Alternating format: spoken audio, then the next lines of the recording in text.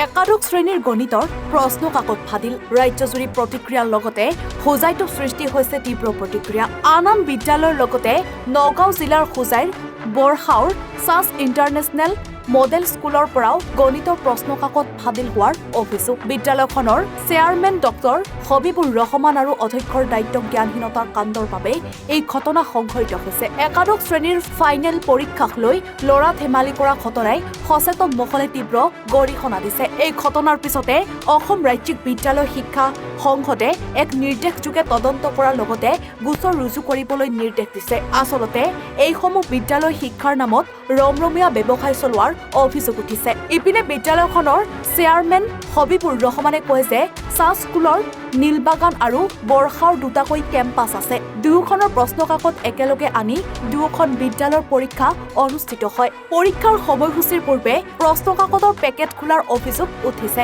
এনেদৰে শিক্ষা বিভাগৰ চকুত ধুলি দি শিক্ষানুষ্ঠান চলোৱাৰ কথা নিজ মন্তব্যত প্ৰকাশ পায় এই যাৱতীয় ঘটনাৰ এক উচিত তদন্তৰ দাবী জনাইছে দল সংগঠনে এইটো এটা অবিৰত গতিধাৰা হৈ পৰিছে বিগত দিনতো অসমৰ বিভিন্ন প্ৰান্তত প্ৰশ্ন কাকত ফাদিল হৈছে অৰ্থাৎ ছাত্ৰ ছাত্ৰীসকলৰ জীৱনক লৈ হেতালি খেলা পৰিলক্ষিত হৈছে আৰু এইবেলি হোজাই জিলাৰ এখন ব্যক্তিগত বিদ্যালয়ত এনেধৰণে প্ৰশ্ন কাকত ফাদিল হৈছে এক দুৰ্ভাগ্যজনক বিষয় শৈক্ষিক পৰিৱেশ বিনষ্ট কৰাৰ এক ষড়যন্ত্ৰ যেন অনুভৱ হৈছে গতিকে এই ক্ষেত্ৰত বিভাগীয় কৰ্তৃপক্ষ গুৰুত্ব আৰোপ কৰি জিলাখনৰ বিভিন্ন প্ৰান্তৰ শৈক্ষিক পৰিৱেশ বিনষ্ট কৰা যি চক্ৰই নহওক কিয় সেইসকলৰ বিৰুদ্ধে উচিত তদন্ত কৰিব লাগে আৰু কঠোৰৰ পৰা কঠোৰতম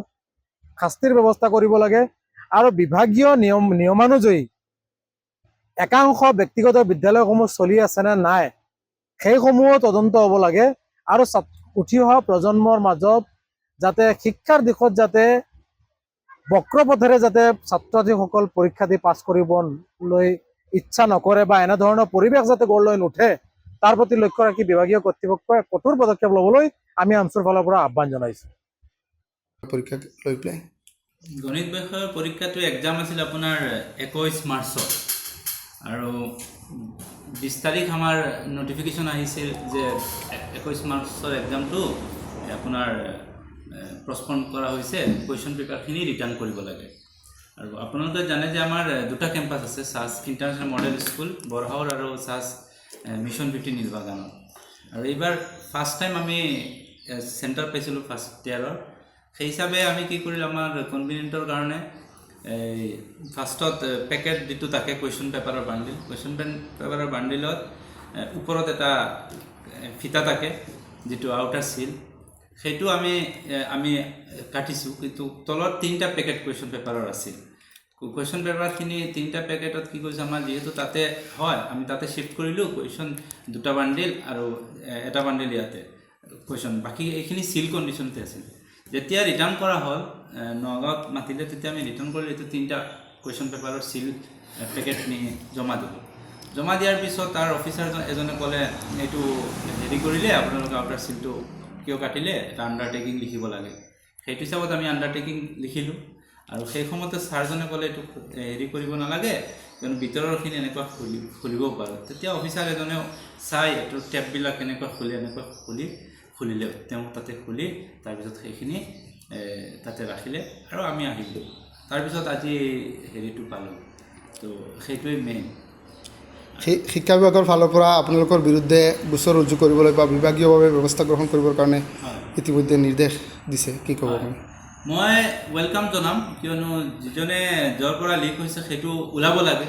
আৰু আমাৰ দুইটা য'ত কুৱেশ্যন পেপাৰ ৰখা থাকে দুইটাতে CC কেমেৰাও আছে মই বিচাৰিম তেওঁলোক আহক আমাৰ ইয়াতে ইনভেষ্টিগেশ্যন হওক আৰু কিয়নো আমি নিৰ্দোষী আৰু এটা মিষ্টেক হৈছে SOP যিটো ষ্টেণ্ডাৰ্ড সেইটো নিশ্চয় আমি ভায়োলেট কৰিছোঁ কিয়নো আউটাৰটো আমাৰ কনভিনিয়েণ্টৰ কাৰণে কাটিছিলোঁ আমি ভবা নাই যে এনেকুৱা হ'ব আৰু মইতো তেওঁলোকক হেৰি কৰিম আহক ইনভেষ্টিগেশ্যন হ'ব লাগে কোনো অসুবিধা নাই ইনভেষ্টিগেশ্যন হ'লে আপোনালোকৰ ফালৰ পৰা পূৰ্ণ সহযোগিতা থাকিব 100% থাকিব কিয় নাথাকিব আমি এডুকেশ্যনৰ লগত থকা মানুহ এইটোতো সহযোগিতা থাকিবই আপোনালোকৰ মানে দুয়োটা কেম্পাছৰ কুৱেশ্যন পেপাৰ একেলগে আহে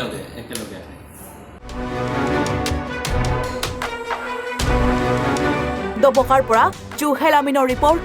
এনি ভাৰত 24